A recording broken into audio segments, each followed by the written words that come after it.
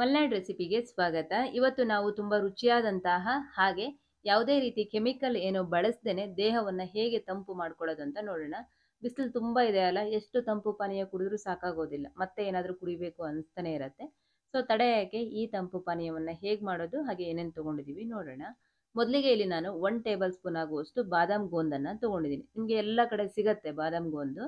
ತಗೊಳ್ಬೇಕಾದ್ರೇನೆ ನೀವು ಬಾದಾಮ್ ಗೋಂದ್ ಅಂತ ಹೇಳ್ಬಿಟ್ಟೆ ತಗೊಳ್ಬೇಕು. ಬರೀ ಗೋಂದ್ ಅಂತ ಹೇಳಿದ್ರೆ ಅದ್ರಲ್ಲಿ ಎರಡು ರೀತಿ ಇರುತ್ತೆ. ನಾರ್ಮಲ್ ಗೋಂದ್ ಬೇರೆ, ಬಾದಾಮ್ ಗೋಂದ್ ಬೇರೆ. ಬಾದಾಮ್ ಗೋಂದ್ ಬಂದು ಈ ರೀತಿ ಒಂದ್ ಸ್ವಲ್ಪ ಬಿಳಿ ಬಣ್ಣ ಇರುತ್ತೆ ನೋಡಿ. ಇದು ದೇಹಕ್ಕೆ ತುಂಬಾ ತಂಪಾಗಿರುತ್ತೆ. ಅದೇ ನೀವು ನಾರ್ಮಲ್ ಗೋಂದ್ ಅಂತ ಹೇಳಿದ್ರೆ ಸ್ವಲ್ಪ ಕೆಂಪು ಬಣ್ಣ ಇರುತ್ತೆ ನೋಡಿ. ಇದು ನಾರ್ಮಲ್ ಗೋಂದ್. ಇದು ತುಂಬಾ ಉಷ್ಣ. ಬಾಣಂತಿಯರಿಗೆ ಹೆಚ್ಚಾಗಿ ಇದನ್ನ ಬಳಸ್ತೀವಿ. ಅಂಟಿನುಂಡೆ ಮಾಡ್ಬೇಕಾದ್ರೆ ಅಥವಾ ಶುಂಠಿ ಖಾರ ಮಾಡ್ಬೇಕಾದ್ರೆ.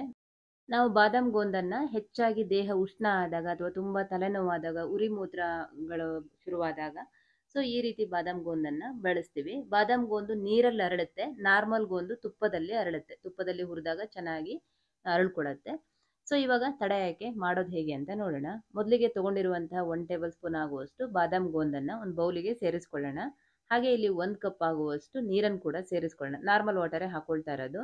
ಇದನ್ನ ಮುಚ್ಚಿಬಿಟ್ಟು ಮಿನಿಮಮ್ ಆದ್ರೆ ಒಂದು 4 ರಿಂದ 5 ಗಂಟೆ ಬಿಡಬೇಕು. ಚೆನ್ನಾಗಿ ಅರಳ್ಕೊಳತ್ತೆ. ನೀವು ಬೆಳಿಗ್ಗೆ ಏನಾದರೂ ಜ್ಯೂಸು ಅಥವಾ ಮಿಲ್ಕ್ ಶೇಕೋ ಮಾಡ್ಕೊಳ್ಳೋರಾಗಿದ್ರೆ ರಾತ್ರಿಯಿಂದ ನೆನೆಸಿಡಿ, ಚೆನ್ನಾಗಿ ಅರಳ್ಕೊಳತ್ತೆ. ನಾನಿಲ್ಲಿ ಹೆಚ್ಚು ಕಡಿಮೆ ಒಂದು 4 ಗಂಟೆಗಳ ಕಾಲ ಬಿಟ್ಟಿದೆ. ನೋಡಿ ಎಷ್ಟು ಚೆನ್ನಾಗಿ ಅರಳ್ಕೊಂಡಿದೆ ಅಂತ. ಇವಾಗ ಇದನ್ನ ಪಕ್ಕದಲ್ಲಿ ಇಟ್ಕೊಂಡು ಇವಾಗ ಒಂದು ನಾನು ಶರ್ಬತ್ ಮಾಡ್ತಾ ಇದ್ದೀನಿ. ಆ ಶರ್ಬತ್ತಿಗೆ ಇದನ್ನ ಬಳಸ್ಕೊಳ್ತಾ ಇದ್ದೀನಿ. ಶರ್ಬತ್ ಮಾಡೋದು ಹೇಗೆ ನೋಡೋಣ. ಒಂದು ಬೌಲಿಗೆ ಅರ್ಧ ಲೀಟರ್ ಆಗುವಷ್ಟು ನೀರನ್ನ ಸೇರಿಸ್ಕೊಳ್ತಾ ಇದ್ದೀನಿ. ಹಾಗೆ ಒಂದು 2 ಟೇಬಲ್ ಸ್ಪೂನ್ ಆಗುವಷ್ಟು ಬೆಲ್ಲವನ್ನ ಸೇರಿಸ್ಕೊಳ್ತಾ ಇದ್ದೀನಿ. ಬೆಲ್ಲದ ಬದಲಿಗೆ ನಿಮಗೆ ಸಕ್ಕರೆ ಇಷ್ಟ ಇದ್ರೆ ಸಕ್ಕರೆನಾದ್ರೂ ಸೇರಿಸ್ಕೊಳ್ಬಹುದು. ಸಕ್ಕರೆ ಅಥವಾ ಬೆಲ್ಲ ಹಾಕಿದ ನಂತರ ನೀಟಾಗಿ ಈ ರೀತಿ ಕರಗಿಸ್ಕೊಳ್ಳಿ. ನಾನಿಲ್ಲಿ ಮನೇಲೇ ಮಾಡಿರುವಂತಹ ಬೆಲ್ಲ ಬಳಸಿರೋದ್ರಿಂದ ಮತ್ತೆ ಏನು ಸೋದಿಸ್ಕೊಳ್ತಾ ಇಲ್ಲ. ಬೆಲ್ಲ ನೀಟಾಗಿದೆ. ಅಂಗಡಿ ಬೆಲ್ಲ ಆಗಿದ್ರೆ ಕರಗಿದ ನಂತರ ನೀವು ಸೋದಿಸ್ಕೊಳ್ಳಬಹುದು. ನೋಡಿ ಚೆನ್ನಾಗಿ ಬೆಲ್ಲ ಕರಗ್ತು. ಇವಾಗ ಇದನ್ನ ಹಾಗೆ ಒಂದು 10 ನಿಮಿಷ ಇಟ್ಟರು ಕರಗುತ್ತೆ. ಈ ರೀತಿ ಮಿಕ್ಸ್ ಆದ್ರೂ ಮಾಡ್ಕೊಳ್ಬಹುದು. ತದನಂತರ ಇದಕ್ಕೆ 1.5 ಟೇಬಲ್ ಸ್ಪೂನ್ ಆಗುವಷ್ಟು ನಿಂಬೆಹಣ್ಣಿನ ರಸವನ್ನ ಹಾಕೊಳ್ತಾ ಇದ್ದೀನಿ. ಹುಳಿ ನೋಡ್ಕೊಂಡು ಎಷ್ಟು ಬೇಕೋ ಅಷ್ಟು ಹಾಕೊಳ್ಳಿ. ಹಾಗೆ 2 ಏಲಕ್ಕಿಯನ್ನು ಕೂಡ ಕುಟ್ಬಿಟ್ಟು ಹಾಕೊಳ್ತಾ ಇದ್ದೀನಿ. ಫ್ಲೇವರ್ ಚೆನ್ನಾಗಿರುತ್ತೆ.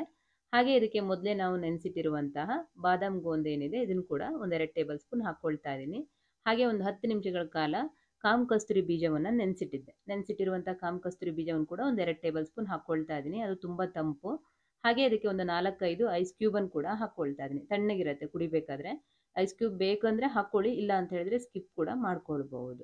ಯಾಕಂದ್ರೆ ಐಸ್ ಕ್ಯೂಬ್ ದೇಹಕ್ಕೆ ಉಷ್ಣ, ನಾಲಿಗೆಗೆ ಮಾತ್ರ ತಂಪು. ಅದಕ್ಕೋಸ್ಕರ ಚೆನ್ನಾಗಿ ಮಿಕ್ಸ್ ಮಾಡ್ಕೊಳ್ಳಿ. ನಾನಿಲ್ಲಿ ಬಾದಾಮ್ ಗೋಂದನ್ನ ಈ ರೀತಿ ಶರ್ಬತ್ತಿಗೆ ಮಿಕ್ಸ್ ಮಾಡ್ಕೊಳ್ತಾ ಇದ್ದೀನಿ. ನೀವು ಯಾವುದೇ ರೀತಿ ಮಿಲ್ಕ್ ಶೇಕ್ ಆಗಿರ್ಬೋದು, ಜ್ಯೂಸ್ ಆಗಿರ್ಬೋದು ಅದಕ್ಕೆ ಮಿಕ್ಸ್ ಮಾಡ್ಕೊಳ್ಬಹುದು. ಶೀಕರಣೆ ಕೂಡ ಹಾಕೊಳ್ಬಹುದು, ಏನು ತೊಂದರೆ ಇಲ್ಲ, ಚೆನ್ನಾಗಿರುತ್ತೆ. ಯಾಕಂದ್ರೆ ಸಪ್ಪೆ ಆಗಿರೋದ್ರಿಂದ ಎಲ್ಲದಕ್ಕೂ ಹೊಂದ್ಕೊಳ್ಳುತ್ತೆ. ಸಿಂಪಲ್ ಆಗಿ ಮಾಡ್ಕೊಳ್ಬಹುದು. ನೀವು ಮಾರ್ಕೆಟ್ ಅಲ್ಲಿ ಬಣ್ಣ ಬಣ್ಣದ ಜ್ಯೂಸ್ ಎಲ್ಲ ಕುಡಿದು ಆರೋಗ್ಯ ಹಾಳು ಮಾಡ್ಕೊಳ್ಳೋಕ್ಕಿಂತ ಈ ರೀತಿ ನ್ಯಾಚುರಲ್ ಆಗಿ ದೇಹವನ್ನ ತಂಪಾಗಿಟ್ಕೊಳ್ಳಿ, ಆರೋಗ್ಯವಾಗಿಟ್ಕೊಳ್ಳಿ ಅಂತ ಹೇಳ್ತಾ ಇವತ್ತಿನ ವಿಡಿಯೋವನ್ನ ಮುಗಿಸ್ತಾ ಇದ್ದೀನಿ. ಸೊ ಮತ್ತೊಂದು ಒಳ್ಳೆ ರೆಸಿಪಿಯೊಂದಿಗೆ ಸಿಗ್ತೀನಿ. ಈ ವಿಡಿಯೋ ಇಷ್ಟ ಆದರೆ ಒಂದು ಲೈಕ್ ಮಾಡಿ. ಹಾಗೆ ಚಾನಲ್ಗೆ ಹೊಸಬರಾಗಿದ್ದರೆ ಸಬ್ಸ್ಕ್ರೈಬ್ ಆಗೋದನ್ನು ಮರಿಬೇಡಿ. Thank you.